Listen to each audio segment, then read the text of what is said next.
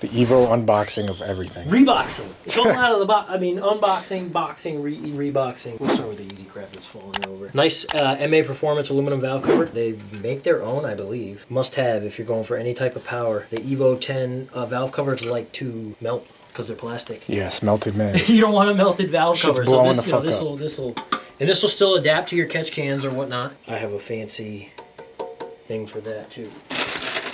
OEM, always new OEM parts. This is your OEM water pump, brand new OEM oil pump. Now, I looked everywhere.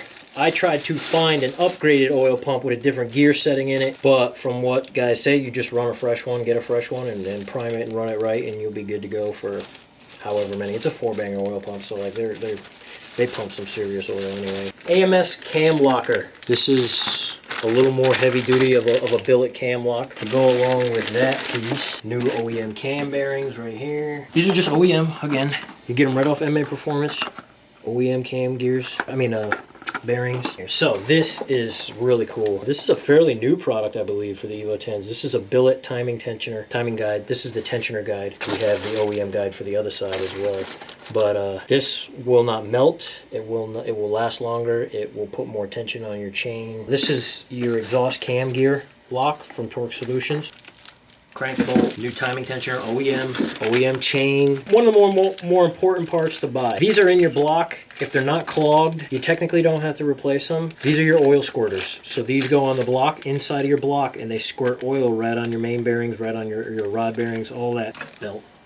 Rear main seal for the Evo 10. I didn't get head gaskets or anything. I'm gonna let the machine shop take care of gaskets. These are my flywheel bolts, ARP flywheel, ARP cam stud kit, main studs. By the way, these are all 625 aged, but these are the stronger of the ARP bolts. If you're going above 1,000 horsepower in a 4-banger, you want to get the best bolts you can get. If you build any engine, you should get anything. Yeah, ARP's the ARP can be back ordered. You can get other brands if you're not running a ton of horsepower. Just check the ratings and check what you get. We got 2200cc F5C injectors, just fuel injector clinics, MA Performance. I really wanted injector dynamics, but I didn't want to get 2600 injectors. These are 2100, and I'll be able to get well north of 850, 900 horse out of these injectors. So this is not a Deutschwerks pump. Deutschwerks? Didn't say that. Doofenshmirtz, man. Doofenshmirtz. This harness is designed to fit your Evo 10. I'm pretty sure this is designed for any car. So what it's designed to fit is your wall-bore 450. This is your wall-bore 450 pump that goes inside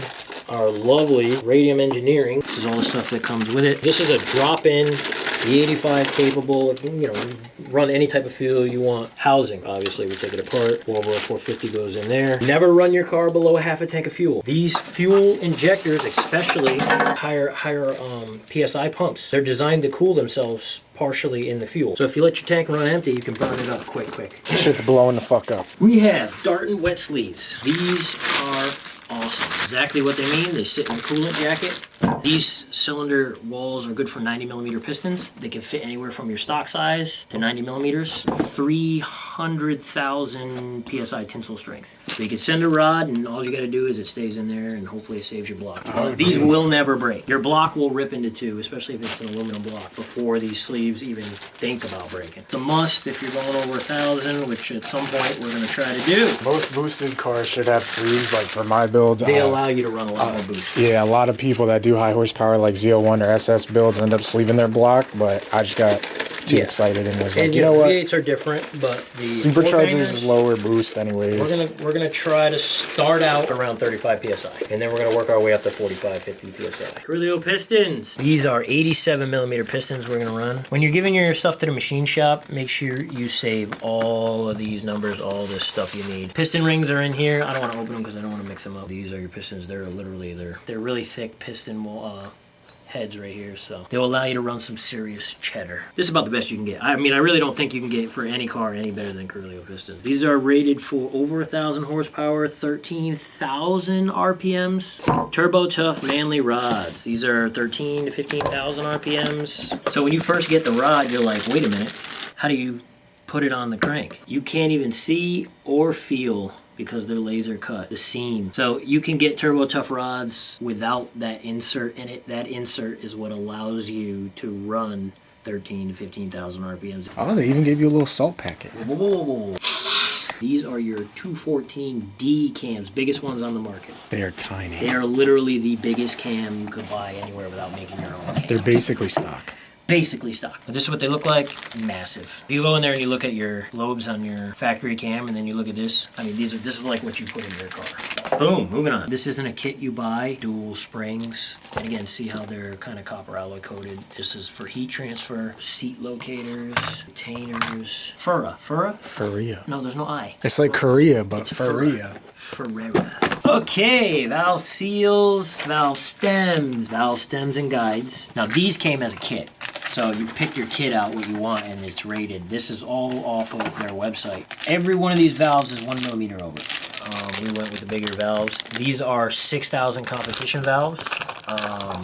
They have 5,000 competition valves, hollow stem valves. I don't want the hollow stem valves because I'm going to put some miles on the car. I feel like this should go without saying, but you should build your shit for more than you're going to be pushing. Way more. If you want a fucking 800 horsepower car, you shouldn't build the internals for 800 horsepower. You should build it for like 12,000. Yeah. And the main thing with a 4-banger is the RPMs and the boost, because you're going to run a lot more boost than a little car to make a lot more power. There's a couple of things left, but for the most part, that's all the stuff they really need right now to get cooking on it. Still waiting on Magnus Motorsports for my custom-made intake manifold that ships on Monday. And then the tranny's blowing up. Oh, no, we're getting there. The tranny and the axles, the differential. Mine's a manual tranny, so I can get away with running some shit. I do have an Exetti twin disc in there, stage 6. The Kiltech special. Phil can't tune it. He never tuned the Evo. That's the real reason we're doing the unboxing, is because my shit's still gone. Still out. We could have been at UC3 tonight. Phil's having a lot of issues tuning my transmission, and apparently he needs help from some guy. I've really only driven my car for like 2 days since it's been done. You didn't even really get to drive it. You just get to come around in it. The tranny tune changes and the motor tune needs to be adjusted. And if the motor tune needs to be adjusted, the tranny tune needs to be adjusted. So matching them is as hard as it just sounded. So if anyone watched the video from the other night when we went out there, that's basically what happened. The engine was like perfect. Then he started fucking with the tranny, and the tranny was getting better and better. But as the tranny was getting better and better, the engine was getting worse and worse. And it was having issues, idling, and all types of other shit. And then I'm probably going to end up, as soon as I get my car back, at the AC recharged. As soon as that's done, I'm gonna fucking superchargers going out, and then the car will be down for another month because it takes 3 to 4 weeks. And then in that time, I might as well buy that